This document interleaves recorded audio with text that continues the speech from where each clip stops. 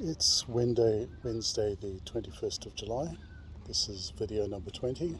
It is 8:45 a.m. in the morning. It's Tuesday and it's beautifully sunny this early in the morning. Lovely, absolutely gorgeous weather. Blue skies. High today in the early 30s. Right now it's probably in the early 20s, I'd imagine, but I haven't checked. So, sitting on the bench, it's actually very busy in the park today. Lots of people, lots of runners, lots of walkers, lots of dog walkers as well. And life is good. Yeah, woke up at 1 a.m. this morning. Couldn't get back to sleep. For a while at least, I managed to take one pill, so I've been thinking about my medication schedule. I think it needs a lot of revision because it's keeping it finely balanced. So basically, yeah, let's report what happened. Woke up, I managed to get to sleep a little bit. Woke up again at 3, I believe, and took another pill. So,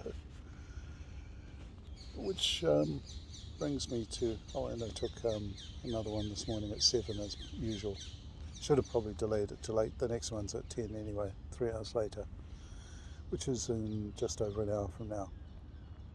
So thinking of medication, it seems to me that everything is finely balanced, and that balance has been tipped over by the lack of enough levodopa naturally occurring in the system because of the death of the brain cells caused by the triggering from the mitochondrial channel blockage. At least that's my current understanding. So, looking at it from the perspective of the medications, there is a set of different medications which have different effects. So, for example, I take something to unblock the nose occasionally because it gets very blocked and it's hard to use the CPAP machine because otherwise the mouth gets incredibly dry if I can't breathe through my nose, and that's very unpleasant. In fact, that happens more and more often these days, regardless of whether my nose is blocked or not. I'm not sure why that is. Maybe it's because my saliva is being suppressed overnight. One thing that isn't being suppressed is production of urine, which means I need to get up often in the night to go, and when I have to get up to go it becomes urgent. So that's also a characteristic. Bladder control is an issue with Parkinson's and it's going to get worse. So one of the things obviously to consider is whether I should start or ask for a prescription for a sleeping tablet. Sleeping tablet will be something else that's messing with the brain's rhythms, and who knows how that will interact with the other things I'm taking. Well, hopefully the doctor will, but it's going to need a little bit of attention. Yeah, doggies around. Let's have it. Doggies everywhere. Oh, sweet. Come on. Yeah, come to you. Cute dog. You.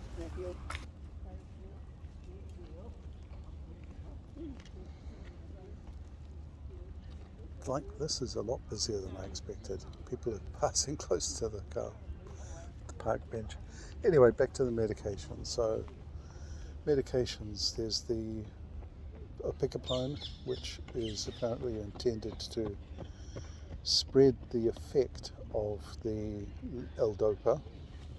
There's the L-DOPA itself, which tends to spike and cause a cycle of increase and decrease, and when it crashes I have problems, as I'm having now. Though I took one at 7, but it takes a while to kick in, so sometimes it works, sometimes it doesn't, and that's the challenge. Because it takes a while to take effect, I think there's a sort of speed of absorption that it gets through to the blood-brain barrier, and that I think varies according to the formulation. So if there's a sublingual version of the drug or a liquid version, I think it should get in much more quickly. So sublingual obviously goes under the tongue and is absorbed that way.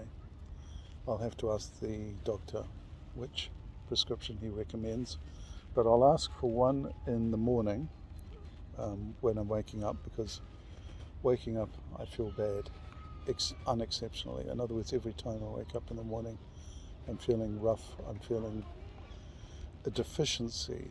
So in other words, my brain is unable to produce enough levodopa overnight to have any degree of comfort in the morning, and so I need to take the pill in the morning. Same applies in the evening when I'm trying to go to sleep. If I don't take a pill just before I'm ready to go off, or even up to an hour before, then that causes a delay in the passing through of that chemistry as well. And so it takes a while. So I'll ask for the faster absorbing medication, not necessarily increased dose, although that might be an issue, but faster acting medication for morning and evening. Anyway, that's it for now. Otherwise this is going to get too long and boring. Medication. Yeah. Complex stuff. I'm going to have to educate myself more on this. Yeah. I won't even mention the medications which don't exist yet, which have just been tested on rats, but some of them are looking promising, but 5 to 6 years off, and I'm not sure I have that much time before the degradation or the progression of the disease reaches the point where the damage will be unrepairable, which it already is, but even worse than before. Bye.